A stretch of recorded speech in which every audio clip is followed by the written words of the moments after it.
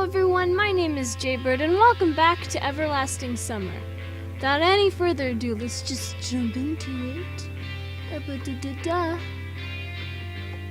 Gotta remember to switch the thing. I looked at the time. It was getting late. I'd read the magazine backwards and forwards, but the nurse still wasn't here. Suddenly the door burst open and Alyssa rushed inside. She looked at me piercingly. What are you doing here? Sitting, I admitted honestly. Okay then. It's even better without the nurse. She murmured, "Oh, are you sick?" I asked acidly. What? Alyssa didn't answer and came closer to me. Move over. Why? So I can open the drawer. Isn't it obvious? What for? She got angry. None of your business. Is everyone on their period or something? Well, I'm kinda in charge here. She gave it a moment's thought. Then give me some activated carbon. Oh yeah. Headbang. Woo! Sorry. It's catchy. It's good jam. You need it for a facial or something? No, not a facial. Oh yeah, facial or for your teeth?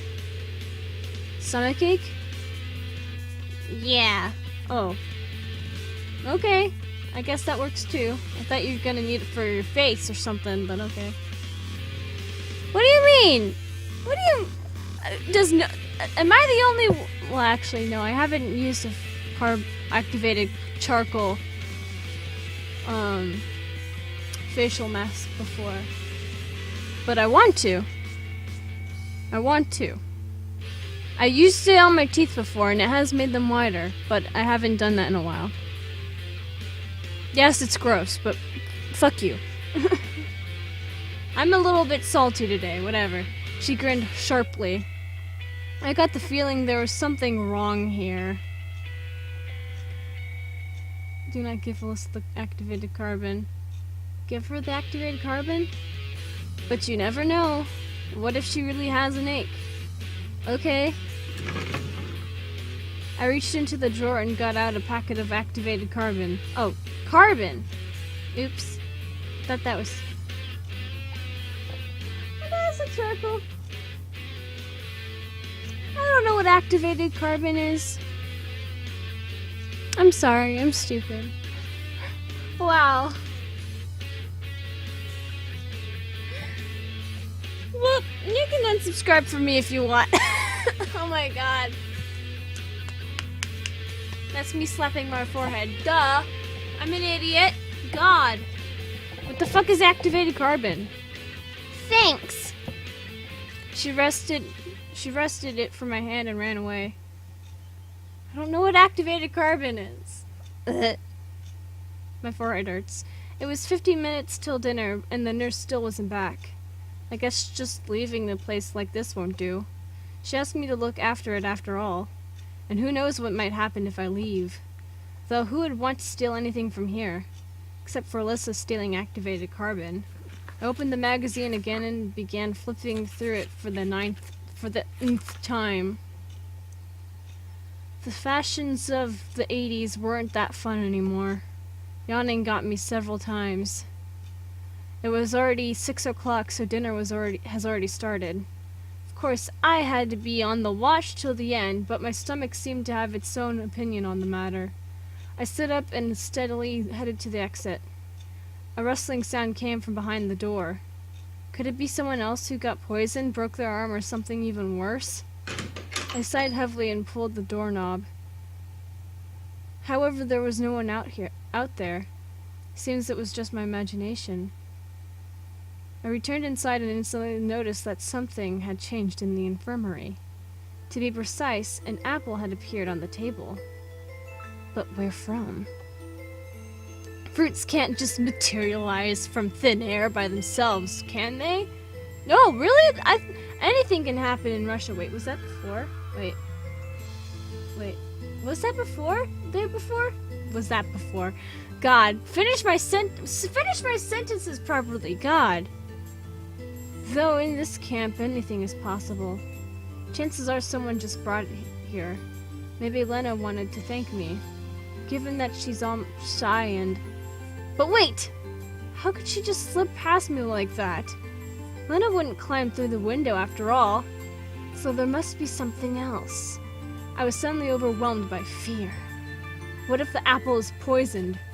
Though why would someone complicate things when I'm here totally helpless and can be killed way more easily? Or it might be the apple which Eve tasted in the Garden of Eden? In that case, I certainly shouldn't eat it. No, you definitely should. Fuck God. Fuck God. I mean, he only created us. Whatever. Though he was the one that put it in there in the first place, so... Kinda saw it coming. The same second my stomach reminded me it was there by rumbling traitorously. However, it would take time to close the infirmary to reach the canteen to get food. My stomach is about to eat itself. Nah, you're fine. There's nothing wrong, I guess. Or once again, I tried to remember if this apple was here before. In the end, it must have appeared from somewhere! Maybe it got here through the window? The shutter was slightly open, so someone must have reached in and put it here. Nothing serious, however. Should I eat the apple? I didn't say before this. Eat the apple. Finally, hunger prevailed, and I started chewing on the ripe green apple with gusto. Oh, it's gone. Its taste seemed normal, though I don't think that even the strongest poison could be tasted. But it's too late to think about that. It was time to go for dinner. Along the way, I ran into Electronic. How is it going? Did you find Shurik? No, still no sign of him. Don't worry. We'll find him. I tried to cheer him up. Too much time has passed. I'll just keep on searching. What about dinner? No, finding Shirk is more important. He muttered thoughtfully. I left him at the crossroads and wished him good luck. Pioneers crowded in the doorway. I quickened my pace, trying not to be the last one in line, at least for today. And I was lucky. In the far corner was an absolutely empty table. I took my dinner quickly and sat at the table. Tonight's dinner consisted of fruit soup. Fruit? What the fuck is fruit soup? Is that a thing? Hold on, motherfuckers. What? Fruit soup? Fruit soup? What the fuck is fruit soup?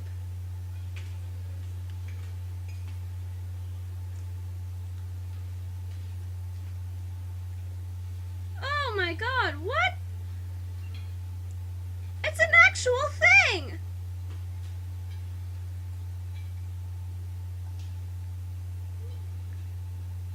Is this just a... So this is a dessert thing.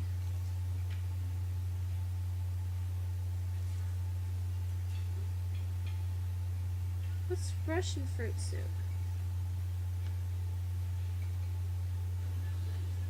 Oh my god! In all my 17 years of existence, I've never heard of fruit soup. I feel like crying. My eyes are watering up. How is it that I've managed to live 17 years in this world and just now figure out that fruit soup is a thing? My mind is blown. I feel like crying.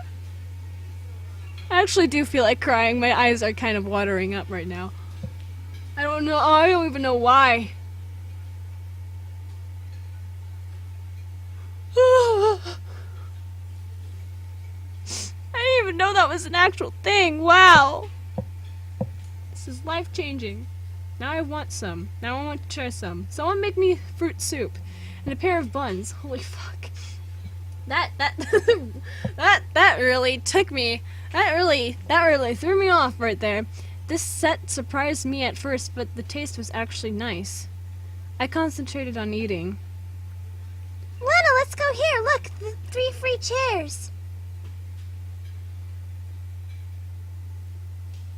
What is that? Is that bass? What is that? Sorry, I'm hearing things. Is that the game? Or my computer? I'm getting distracted easily today. Lena and Miku stood in front of me. Are these taken? Wondered Lena. Can you guys hear that?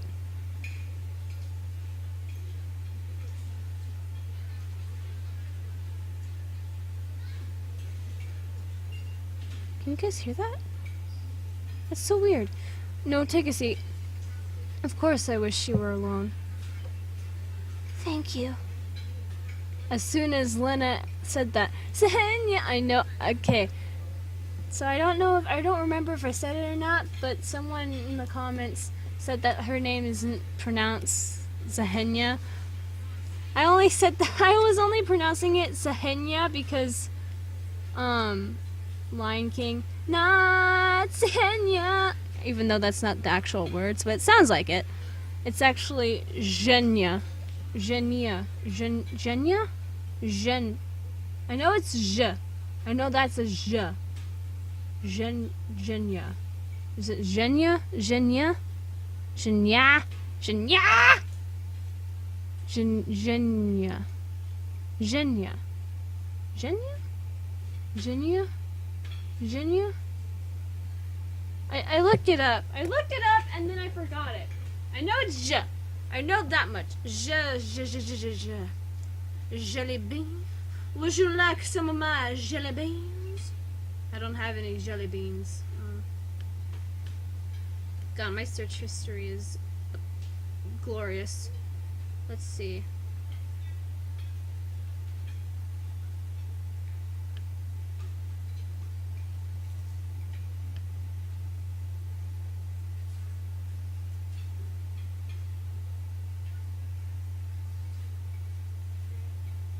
Zhenya. Sorry. As soon as Lena said that, Zhenya jumped out from behind her back. I'll sit here. There are no places left, she said, putting her tray on a table and sitting down, not even waiting for my answer. Sure, make yourself at home, I muttered sorrowfully. What? Nothing. To tell the truth, I wanted to reduce the whole company to just Lena, though neither Miku nor Zhenya, right? Zhenya. God damn it. Zhenya. God damn it, every time. Okay, I'm sorry. Sorry again. Every time. Zhenya! God! Zhenya! Though neither Miku nor Zhenya were causing much trouble, I'm sorry. Except one was too talkative and the other was too arrogant. But nevertheless, they were absolutely harmless, especially comparing to some others I could name. Oh, it seems like I forgot my key. Don't worry, take mine. I was surprised by Miku's short reply. Do you live together? Of course, don't you know? Together. Our cabin is the rearmost. I mean the farthest from here. I mean the last one. I wouldn't have been surprised if somebody told me that Lena lived with Slavia. Or with Zhenya at worst. Even electronic. But silent and shy Lena and excessively talkative Miku as a pair. That's really a surprise. Did you find Shurik? It's strange that Zhenya is disturbed by someone's problems. I know I'm saying it like I'm putting emphasis on it, but I'm trying to get it right. No. Surely he is at the village buying cigarettes. or vodka. She snorted. Village? At that moment, the conversation got much more interesting. And I feel like I have to sneeze. You know... Hold on. Okay, never mind. It passed. She looks a lot like Info-chan, but with blue hair. But anyways, got a problem with villages? Zhenya looked amazed. You mean there's a village nearby? I think so, she said uncertainly. I looked at Lena and Miku, but they were busy with their meals and did not pay attention to our conversation. You mean you don't know exactly? Why? Sorry. Why would I care? Why should I care? Sorry, was that should or would? Why should I care? Zhenya stared at her dish. But there must be something nearby. Listen. Listening. I don't know! Will you let me eat? Seems like I won't get anything from her. Though there is a chance that she really doesn't know. The remaining time was spent listening to Miku talking about some nonsense. I was just going slowly mad in silence. Obviously, the first thing I did after getting out after that was inhale a great breath of fresh air. The sun was setting. I decided to take a walk. It's highly unlikely that I will find anything more exciting to do for the rest of the evening. That way something interesting could arise quite unexpectedly. I was approaching the square when I heard a loud bang. It seemed like something had exploded. I was paralyzed. I am in a hostile environment, not knowing the rules and laws of this place. It would be better for me to run. But at the same time, I was curious. Probably I would have just kept standing there, but somebody grabbed my hand. It was Olga Dmitrievna. Why are you standing here? Let's go and see what happened. Can't you ever manage without me? I begged her pitifully. It shouldn't be anything serious. I hope. When we came to the square, there was already a crowd of pioneers. Olga Dmitrievna vigorously pushed through the crowd and approached the crime scene. Obviously, someone had tried to blow up Genda. But the attackers failed. The monument was still standing upright. There were only dim ash traces on the pedestal. Well, who did this? She looked over the crowd of pioneers. Surely it wasn't done by an organized terrorist organization. These guys all came here just to look at what happened. I noticed Uliana and Alyssa in the crowd. And it looks like our camp leader noticed them too. You two, come here! They approached reluctantly. Why always me? If you think so. Show me your hands, Dvachevskaya. Dvachevskaya. I can't say it. What's wrong with them? I looked closer and saw that they were smeared with black.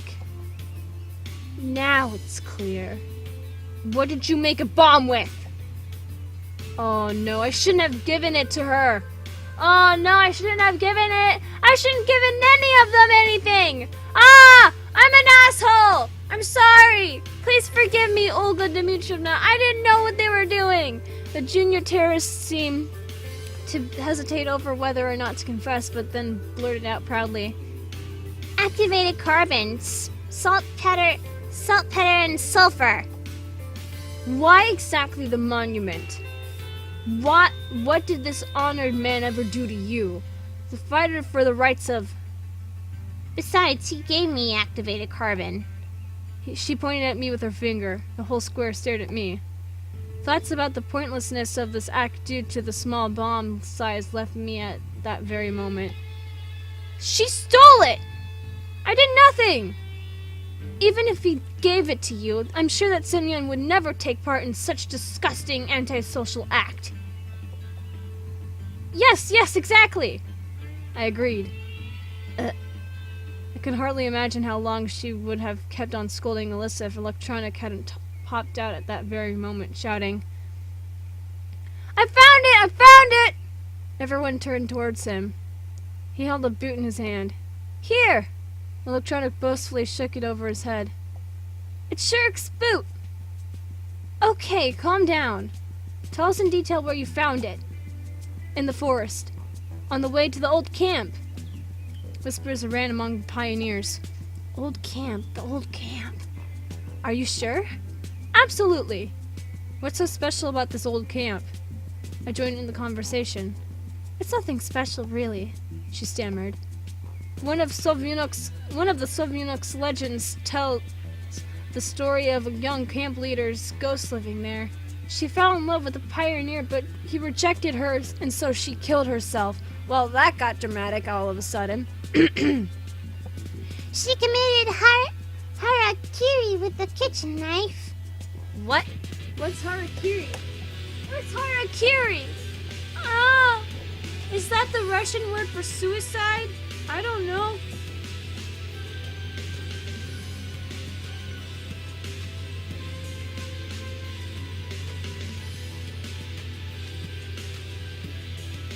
Ceremonial suicide by disembowelment, as by slicing open the abdomen with dagger or knife. Formerly practiced in Japan, but why the samurai when disgraced or sentenced to death. Oh. Well, that's gruesome.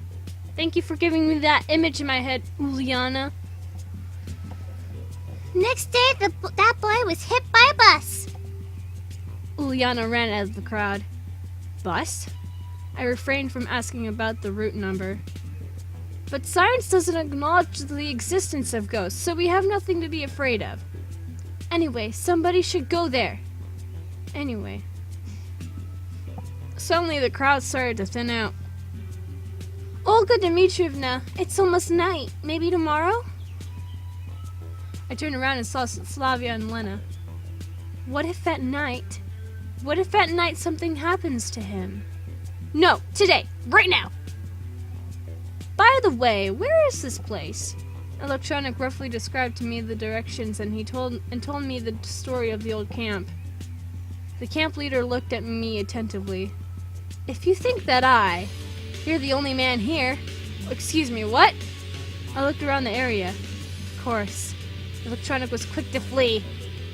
I still didn't want to walk in the woods alone. If you ask me, I would go with Alyssa, go with Slavia, go with Uliana, go with Lena, go alone. I would go with... Damn, I wish I would save before I'd made these choices.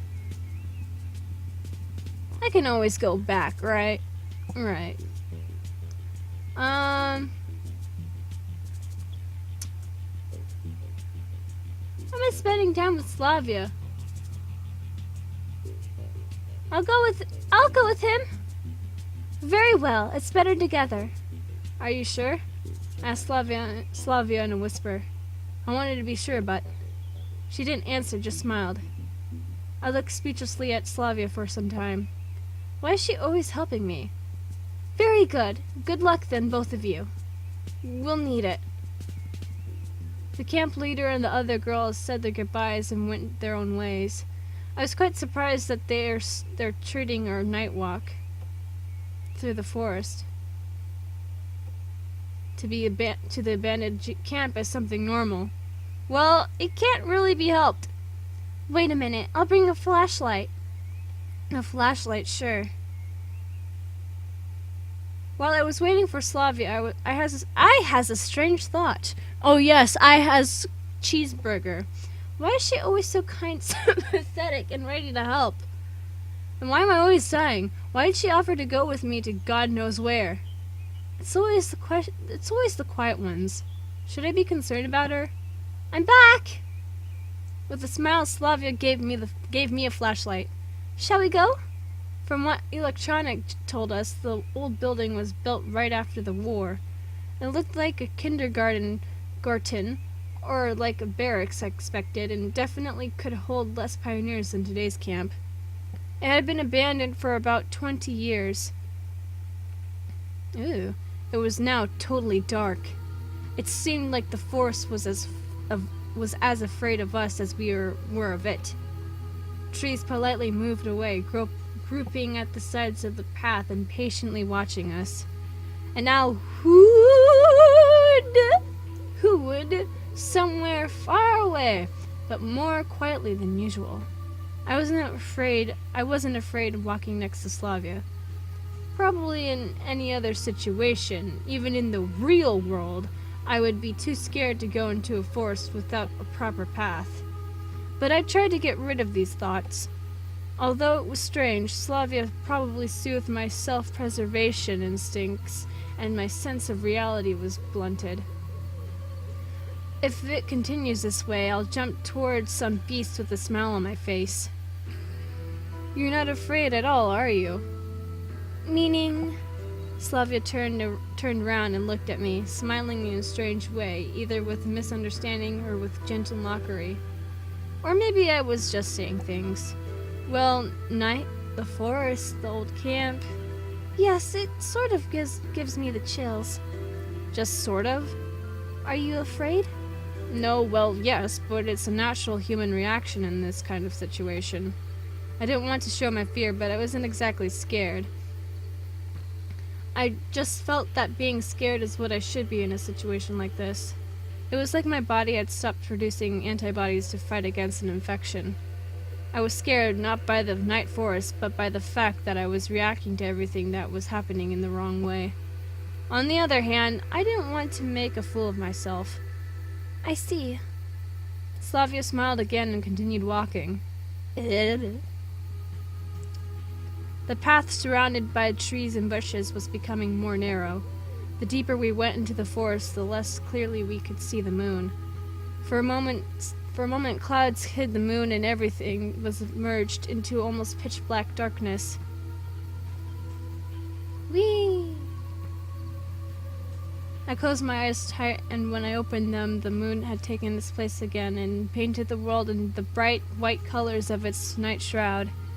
I only just realized how much I hate the dark. Finally, a clear space appeared far away ahead, and a minute later, we were standing at the edge of a forest glade. There was a ramshackle old camp building, eroded by rain, rust, and beetles. It smiled at us with broken windows like a gap-toothed mouth. A silent rebuke from the dead to the living could be read in this smile. A cemetery fog clouded the old glade, so ghosts, ghouls, zombies, devils, and other evil entities seemed to loom from the haze. Fuck. This sight was enough to give the average person a heart attack, or at least a panic attack. If Slavia hadn't taken my hand, I surely wouldn't have been able to stand it. It won't be as scary this way. She smiled. I couldn't say anything else, just grasped her hand tightly. What am I even doing here? Looking for Shurk at night in the forest here? How could I ever agree? There's not a single normal person who would, but the world around me can't really be called normal. I tried to persuade myself that I was finding answers and that it can't really get any worse. To be honest, nothing bad had actually happened to me during the last 4 days in this camp. Besides, I had no special reason to think that something bad would happen. Maybe it's just the way the world works. People can't live without adventures. Shall we go? Yes, I guess. But we didn't make a move. Slavia seemed to be waiting for me to take this first step, but I had just enough courage to stand still without running away. The moon showed up from behind the clouds again and lit up the old camp building. Now it looked like a tomb, but all dead pictures in my imagination grew real. Visions of ghosts became more focused. The wailing of the wind and the grass rustling got clearer. Noises of the unknown origin could be heard from afar. Seems like it was a great place before. I looked at Slavia carefully. Maybe she was scared, but she was trying to hide it. knowing that I felt a little better and calmer. Maybe let's go? Sure. I slipped carefully, watching every step, trying not to touch the old fence, the crooked merry-go-round, or the rusty slide. In some places the grass was waist high, so any wrong move could lead to broken legs or hands. At last we came to the entrance, and I pointed my flashlight inside. The darkness that looked back at me was much scarier than the view outside. At least the moon shone brightly there. I gathered up all my courage and crossed the threshold. Oh, spoopy. Oh, I'm so spooked. The inside of the old camp building looked like a kindergarten from my childhood. The layout of the interior, even the rotten furniture, was similar. Oh boy. Well, that's gonna be it for this episode of Everlasting Summer. So with that being said, if you guys enjoyed this episode and would like to see more of this game, then leave a like down below, leave a comment down below, share with your friends, subscribe if you haven't, ring that notification bell, and remember, die safely. Bye-bye!